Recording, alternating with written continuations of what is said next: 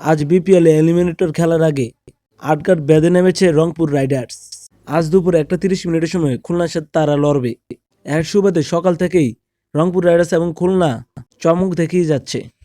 Rangpur Riders আজকে সকালবেলা তাদের পেজে পোস্ট করেন যে 3জন বিদেশি তারকা অস্ট্রেলিয়ান, ইংল্যান্ড এবং ওয়েস্ট ইন্ডিজের এনেছে। এদিকে খুলনাও কম যাননি, ওয়েস্ট ইন্ডিজের 2জন প্লেয়ার এনেছে, হ্যাটমায়ার এবং হোল্ডারকে। আবার রংপুর টিম ডেভিডকে এনেছে অস্ট্রেলিয়ান প্লেয়ার। সাথে আছে জেমস বিন্স, তার সাথে ক্যারিবিয়ান বিধ্বংসী প্লেয়ার পোলার্ড আছে। খুলনাতেও ক্যারিবিয়ান 2জন প্লেয়ার এসেছে। আজকে এলিমিনেটরে যে হারবে তে বাদ।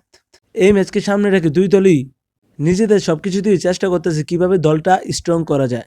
খুলনা একটি ব্যালেন্স দল, বোলিং লাইন আপ তারা সেরা, দেশিরাও দুর্দান্তভাবে পারফরমেন্স করে যাচ্ছে। এদিকে রংপুর তারা প্রথম দিকে টানা 8টি ম্যাচ জিতেছিল, কিন্তু পরের দিকে 4টি ম্যাচ হেরেছে। চট্টগ্রামের সমান 16টি পয়েন্ট থাকার পরও রান রেট কম হয়ে তারা এলিমিনেটর খেলতে হচ্ছে। খুলনা পারবে না রংপুর পারবে, কে পারবে আপনারা কমেন্টে জানান। আর খেলাধুলার সকল তথ্য পেতে চ্যানেলটি সাবস্ক্রাইব করে পাশে দেখতে পারেন।